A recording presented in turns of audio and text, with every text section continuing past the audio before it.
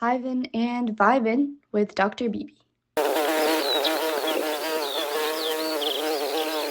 Hivin and Vibin with Dr. BB, and I have today with me Liz Coleman. Liz Coleman is a transformational life coach who turned decades of survival mode into a mission to help women reclaim their personal power. Wow. Once trapped in a life that looked perfect but felt discontented and emotionally hollow, Liz spent years researching every healing path imaginable. We will be discussing this in depth, Liz, I promise. Through deep study and personal transformation, she discovered what truly works, uh, physical optimization, that is nutrition, movement, rest, and detoxing. Oh, I so agree with this. Vision, uh, and mindset rewiring and mindset rewiring. I'm sorry, mindset rewiring. Okay. So she built her life from the inside out. So what we are here really hearing here is that there is a woman, Liz Coleman, who has actually worked first, she has walked the talk, and now she's talking. Now thriving, she guides accomplished women to spark real change, align with their purpose, and unlock a rewarding, joy-filled life. What an amazing transformation. Liz, welcome to Hivin and Vibin with Dr. BB. Yeah, thank you, Dr. Beebe. I'm happy to be here. Fantastic. So Liz, I hear I'm there's a lot of things that we need to talk about. So many things is given in that little introduction that I just gave, small little brief introduction, but I would like to first understand, as a coach, what are your guiding principles? What is the mantra that you follow? So it sounds really simple, but it goes through my mind a lot.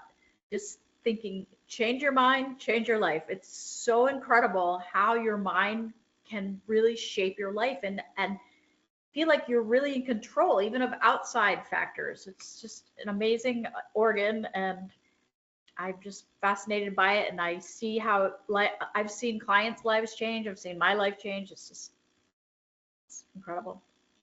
Fantastic. So now let's go back to when you decided that you wanted a change.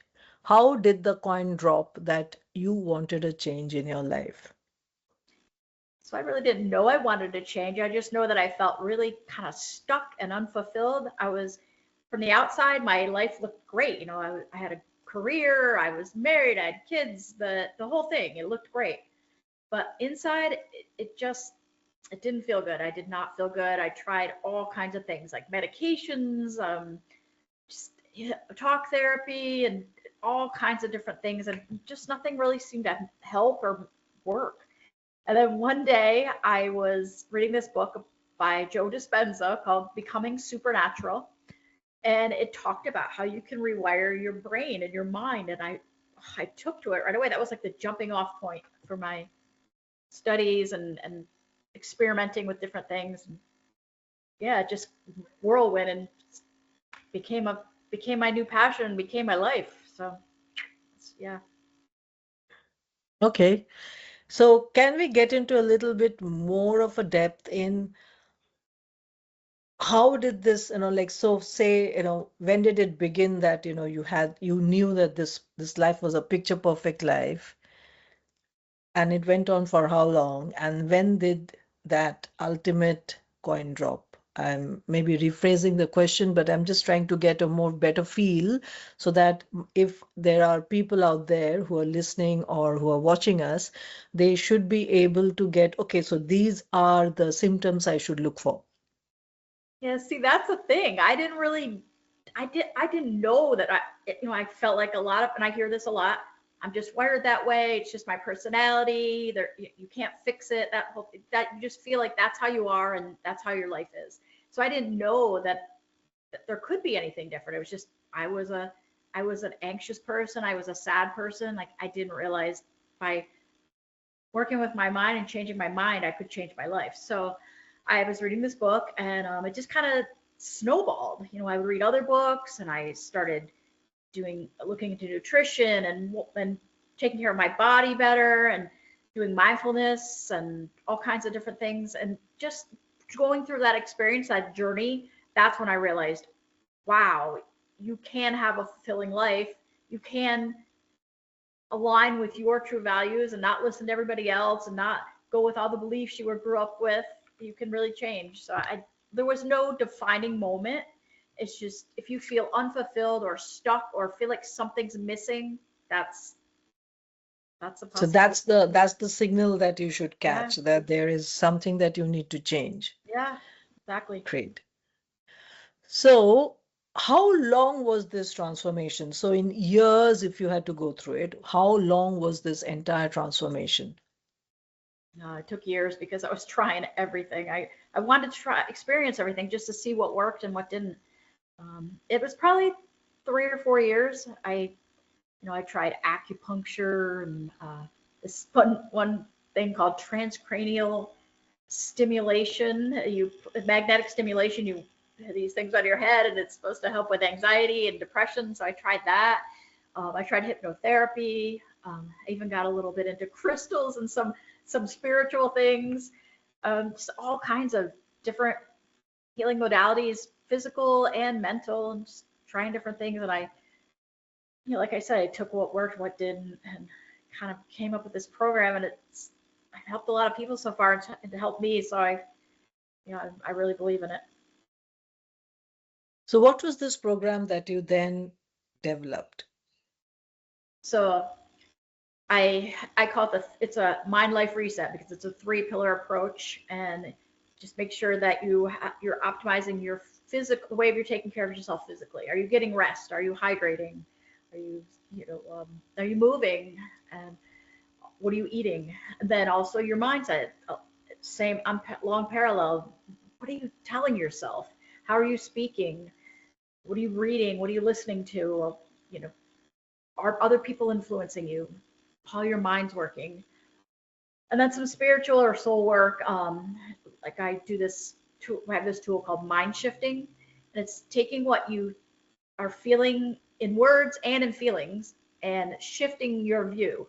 And you can go through a couple cycles, or like 20 or 30 minutes, and the way then when you're through it, you feel really different about it, and it's not a problem anymore. You can handle it. You just feel so empowered. So I like those kind of mental or mindset tools that you can use. Let's talk a little bit more about mind shifting. What exactly do you have to do, and what do you do? Is there a process? Is there a technique? Yeah, there is. So you have a problem. Say, I don't know, I'm not getting along with my spouse right now. So how do you feel about it? You have to feel it in your body. How do you feel about it? What would you rather feel? How does that feel? And it's just kind of like these questions. You go in a cycle, and after you go through a few times, on the other side, you're like, oh wow, yeah, it's not a problem anymore. It's how you're looking at it, what you're telling yourself.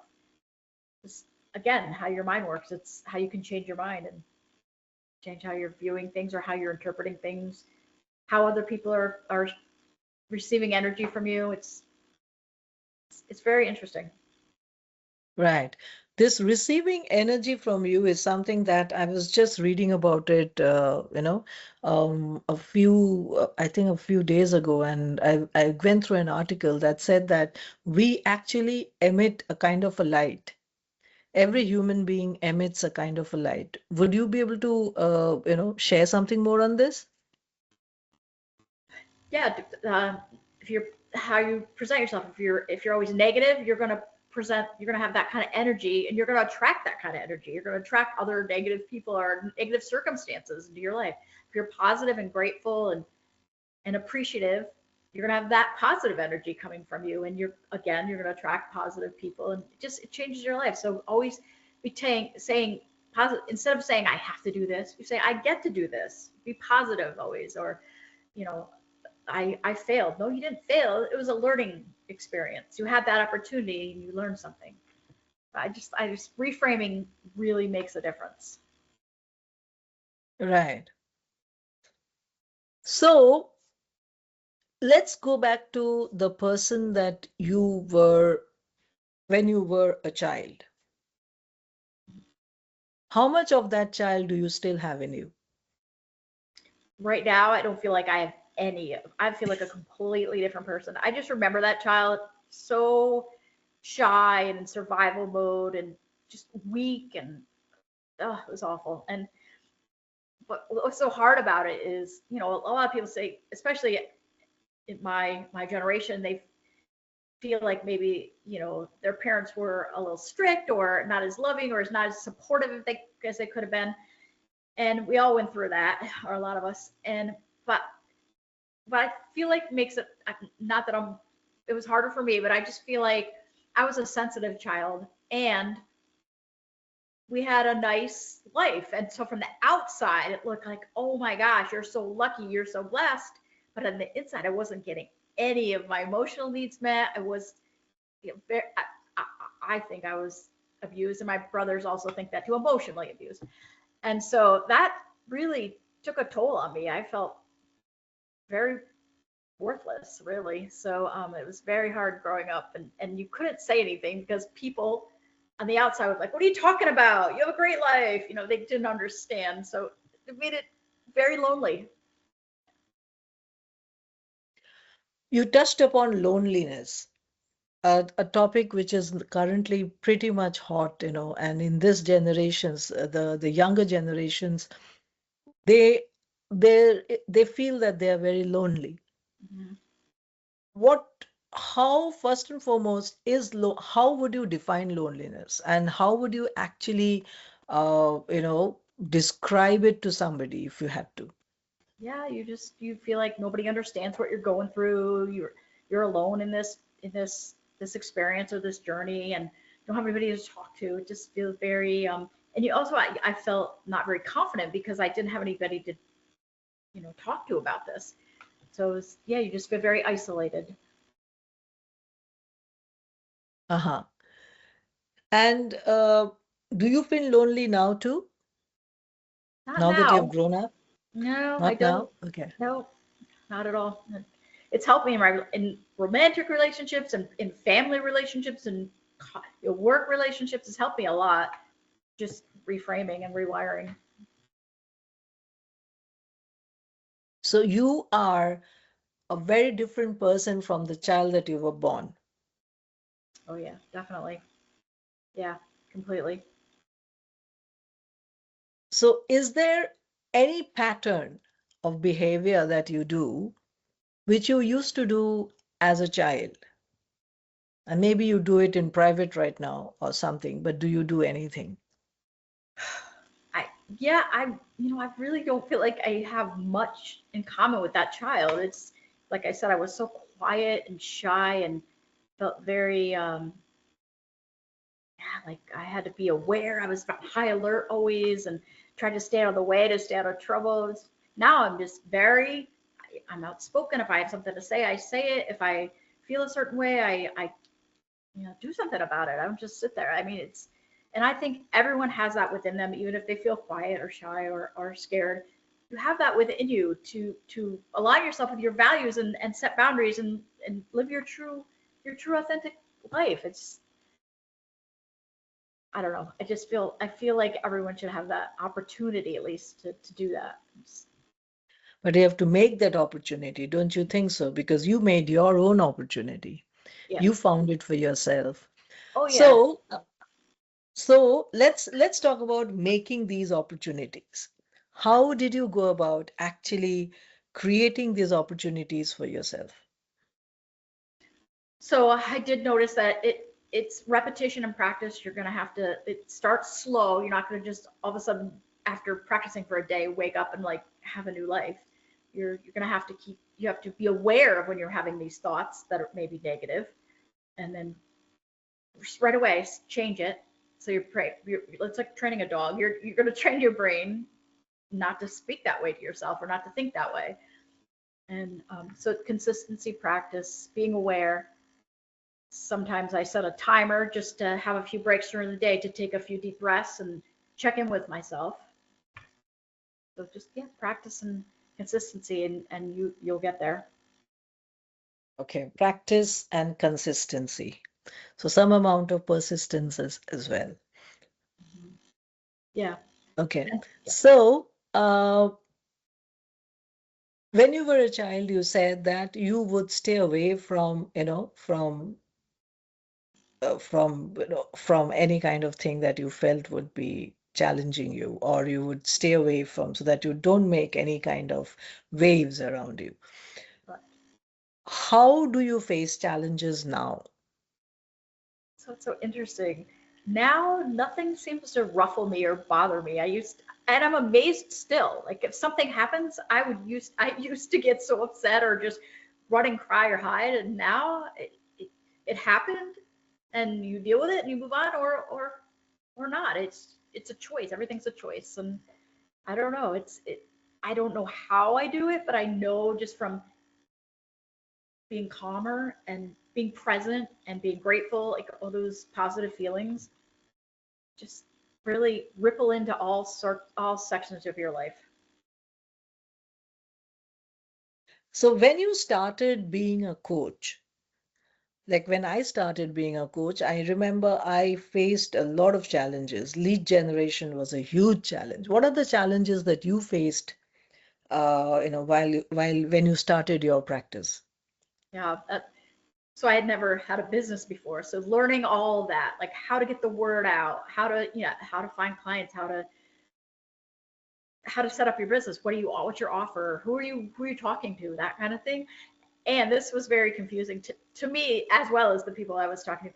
So since I have the three pillar approach, I'm working on, the body, the mind, and the spirit. So my message would get a little tangled. I think it was a little confusing what I was actually offering, and that I was even offering anything at all. So I think that took a while for me to get down. I think I was kind of throwing darts. That was a big challenge. Uh-huh. Getting your message clear and sending it out in a manner that people understood it with clarity. Right. So now, how long has it been that you're coaching? So almost 3 years. Okay. So in these 3 years, what are the learnings that you have had? That's a good question. I just feel like um, people, um, a lot of people focus on mindset and trying to work, doing different things, different mind exercises. But I am so passionate that you really need to work on your body, optimizing your health in order to get your mind to be able to function the way you want it to. You can't just be filling yourself with chemicals or getting 2 or 3 hours of sleep and expect that you're going to be able to use your mind optimally. I just very Perfect. I just love this sentence. Can we get delve more into this? Can we discuss this further by asking what would be the ideal, what is the ideal practice that you can have, a healthy practice, which is mind, body, touches upon mind, body, physiology, physical, mental, psychological, everything. okay. So I sometimes I post this a lot that because I do a lot. I do like the sauna, the red light therapy, the whole. I go overboard. But people are like, "How are you doing that? There's only so many hours in the day." I'm like, "You can do it. You just have to make a choice and prioritize what's important to you." So I get up, I drink water before anything else. Um, I take a couple of vitamins. Then I usually go for a walk so I get the morning sun, and you're getting the fresh air and you're moving your body. You've been laying down for 8 or 10 hours or 8 hours. And then I come back and have a really light breakfast. Some days I do fasting because that's really helpful too for clearing out things. But I'll have a breakfast and I go like 40, 30, 30, 40 protein, 30 carbs, and 30 fats, 30% fats, and very clean. Like you don't want trying to avoid Like I try to avoid gluten because it's of all the glyphosate, the chemicals they spray on the wheat, that kind of stuff. You like things you don't think about. You really have to be, really clean eating. So that's important. Clean water too. Just um, things you don't think about. You have to look at where's your food source from? What's it made out of? Does it have 20 ingredients or three? Like all those little things you got to think about. Um, then I work for a while. I do some work, and then I take a break, and I'll either go in the sauna or do a cold plunge or just some stretching, just taking a break, moving my body again. I do some more work, and then then I'll have time with friends or family, just from some socializing. So I work alone a lot, or I am with clients sometimes, but um, and then again, eating clean and healthy, making sure. I do some meditating a little bit after work too, or deep breathing. There's, different things like that. After dinner, I have like a bedtime routine as if like little kids do, just to get your mind and your body saying, okay, you're going to be going to sleep soon. So I do see that a lot with clients. It's very hard to get to sleep, and some of them it's hard to stay asleep, and it's so important. So, I say, stay off your phone, don't eat, before you're going to bed, don't drink, just journal or meditate or do some breathing, what have you. Just get your mind ready, darken your room, make it cold in there. Um, yeah, there's things like that. It's just making sure everything's optimal. And, you can find all this online, how to, set up your room or what have you, or what to eat. So I try not to go too deep into that because it's easily found, that information, but just figuring out what works for you and how you can get it into your schedule.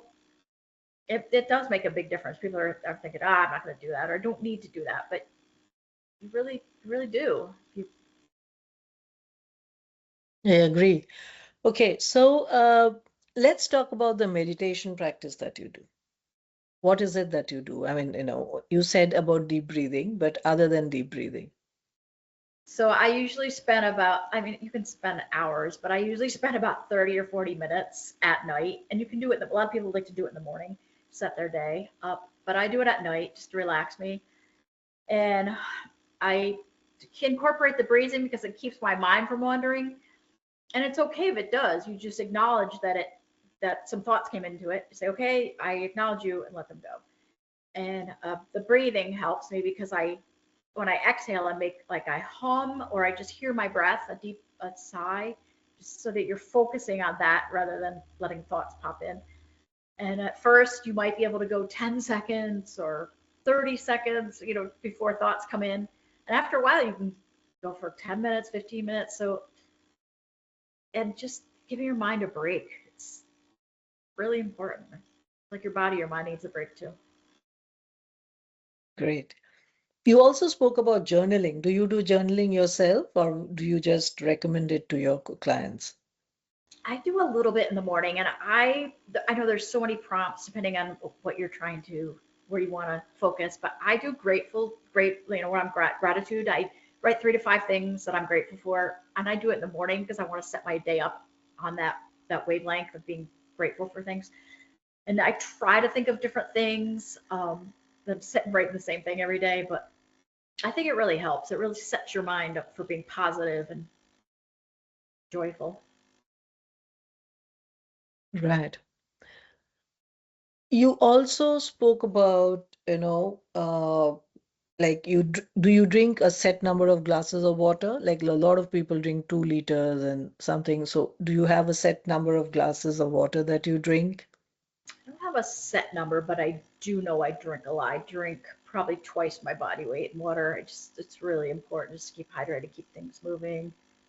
So, and I'm not a fan of plain water, so usually I throw some lemon, a little sea salt in there, or I add some like a little bit of tart cherry juice or something just to give it a little flavor. I'm not a fan of plain water, but it's important. Okay. Uh-huh. Yeah, because I drink about say about 3 liters of water. And so, which is where, so I know I do count it. I have a bottle that is 1 liter. And so when I fill it up, I know it's 1 liter done and another liter to go and things like that, Yeah. which is why I asked. And you also fast. For those people, I fast. So I am quite aware of how the fasting is done. But when you first started fasting, how was it?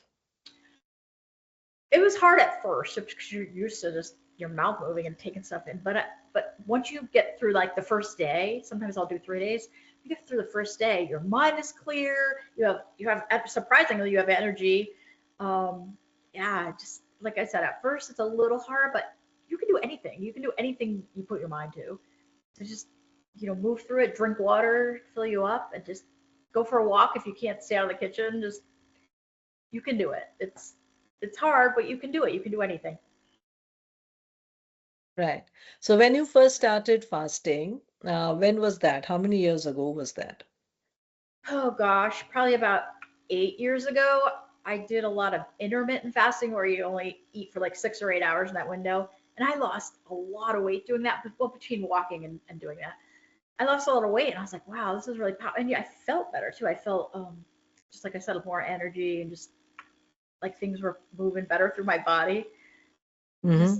Just save some money on food too.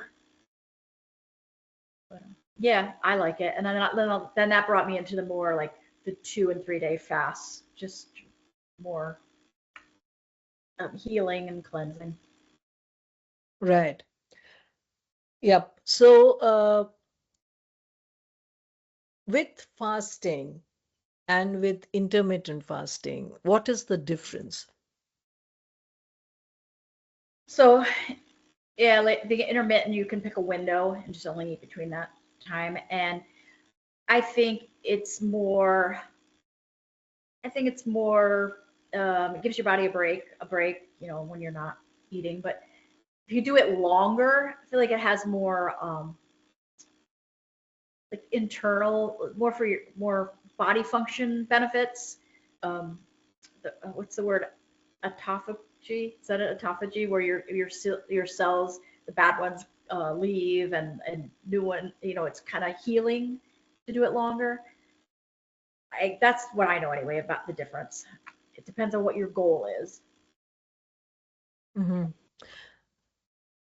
Right. I haven't done for 3 days. How do you manage to do it for 3 days?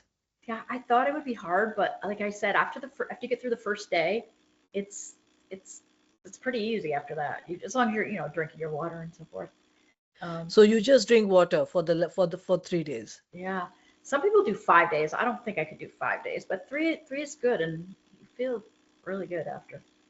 I can do 1 day. I can do even 1.5 day. I've never done 3 days, Yeah. but 1.5 days, even 2 days is possible. I've done that. 3 days, I don't think I've ever done 3 days. I need to check myself because there are certain, religious rituals that if you follow, if I follow the Hindu religious rituals, in some of them you can fast for because you're fasting for a number of days. So that can happen that, because you have these auspicious timings when you have to, be doing certain rituals. So then you fast till then. And then after that, you fast again because the next one happens in another window of, say, another 12 hours or 14 hours. And so you do it. So you continuously fast. So I've done that. I've done that for, say, around 1.5 days, 2 days max. But never more than that. I have to check if I can do. I've got to test myself out. Now you are inspiring me to do that. Oh, you can do it. You can do it. Let's talk about your breakthroughs. What would be the first breakthrough that you felt that, yeah, this is a breakthrough in my life? I always feel like breakthroughs for me are am when I'm coaching someone and they have a breakthrough. I'm like, oh wow, what I'm offering, and I'm walking beside these people as they have their aha moments and start transforming themselves and becoming more aligned with themselves. That makes me feel like I'm doing something really good, and that's a breakthrough for me because I've never felt like that. I always felt like so incapable and so like not worth what I had to offer wasn't worthwhile. And just after going through that transformation and journey of myself and just feeling like I do and seeing how powerful, like that you have control and you can change, and then helping other people do it, that's huge for me. So then what is your legacy? Have you thought of your legacy? Yeah, just being able to help as many people, just to get the word out, even if I don't work with them one on one, just getting the word out that don't wait for don't wait for the moment to change. You can change it. You know, just start small practices, small steps, incorporate them into what you're doing now, and just notice, be present, and notice things that how you're talking to yourself, what's changing because of what you're doing, and you just become so joyful and empowered and confident, just all the good things. So I just feel like don't wait. It's not the way you are. Anybody can change and be more aligned with what they're true, they're authentic, what they're supposed to be doing. I just want to revisit meditation again. A lot of people say that meditation and self-hypnosis is the same. What do you feel about this? I've heard that actually, but I don't think they're the same. I mean, I don't know. I feel like meditation, I don't know, because I have done the self hypnosis. I so I do it this way. This is when I start off my coaching, we do vision boards, just so that you know what your goals are and what you're aiming for and how you envision your life. And then I write we write letters to our how we want our future life to look like. And then we read this, and then the vision board is based on that. So what I did, I took it a step further. I read the letter out loud into my voice recorder, and I play it at night as I'm going to sleep because it's long. It's probably about 30 minutes. I was very detailed, and I listen to that as I'm going to sleep. So as your brain waves are changing, into the different beta, theta, get what have you, you're taking it in more. And I don't know. My vision boards are coming to reality. Two of them have already. So I feel like it does. It's very powerful. But meditating, I feel like you're more aware. It's not subconscious as much. It's more or a different kind of brainwave. I think you're aware and you're talking to yourself. So or you're breathing. I don't know. I mean, I can see some similarities, but I think they're different. They can be used differently.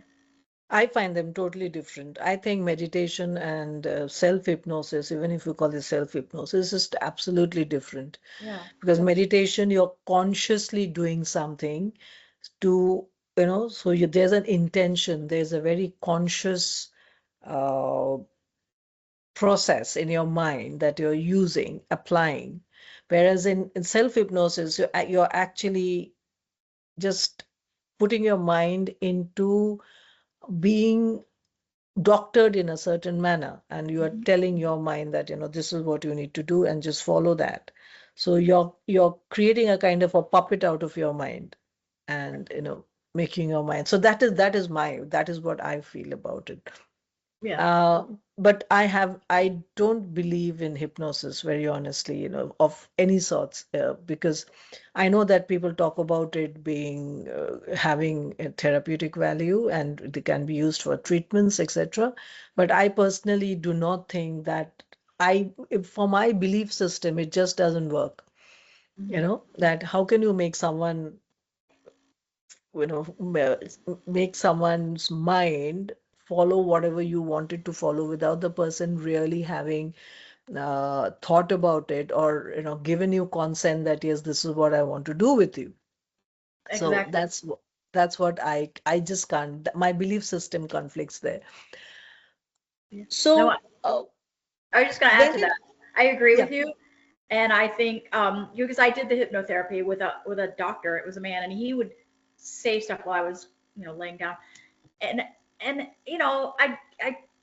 don't know. I don't know if it really will, but when I recorded my own voice and heard myself telling me stuff, that made a huge difference. I don't. Yeah. Right. Okay, so I get it that you sustain your energy by meditating, by, through your food, through your, even through water, through what you drink, and also through exercises, because the whole routine that you gave us, it showed that there are breaks of physical exercise which you do. You walk, you do stretching, and then again at night, you calm yourself down. And so I can see that that is how you're sustaining yourself. How many hours do you actually spend sustaining yourself? Sustain all the activities that you do to sustain yourself every day. Every day. I mean, it's walking's the most. I probably walk for an hour.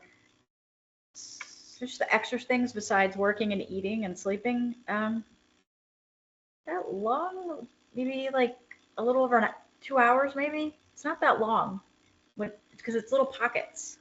I don't think. Maybe, Right. maybe, maybe 2.5. I don't know. But it's not as long as it, because that's what I was saying. Like I post these or tell my friends what I do, and they're like, How are you working and doing all that?" That's exactly why I asked, because Yeah. so then our if so that my listeners can also understand that yes, it's possible. It's just that you need to organize your schedule in the manner that you can work it out. Yeah. And I noticed even with myself, just we spend a lot of time watching TV and scrolling through our phone. That's a lot of time when you could be meditating or going for a walk. So you can do it. It's all about choices and figuring out how to get I it in. totally agree. Totally agree. How would you like my audience and my listeners to connect with you, follow Oh, your work? sure. I put a lot of my work on Instagram, so I'm at real Liz Coleman. Or I have a website, lizcolemancoaching.com, or they can email me if they want. That's welcome at lizcolemanlifecoach.com. Different ways. Fantastic. It was lovely having a chat with you. And Liz, you have actually walked the talk and showed us, how you have to integrate everything. You cannot do a mind shift without actually taking care of your physical health, your mental health, your physiological health, and then your psychological health. So it's amazing to find, how you have actually put everything together in such simple words and with such simple explanations. Thank you for sharing your insights with us and your experiences. I am very, very positive that it will empower my audience. Thank you very much. Thank you. Thank you for having me.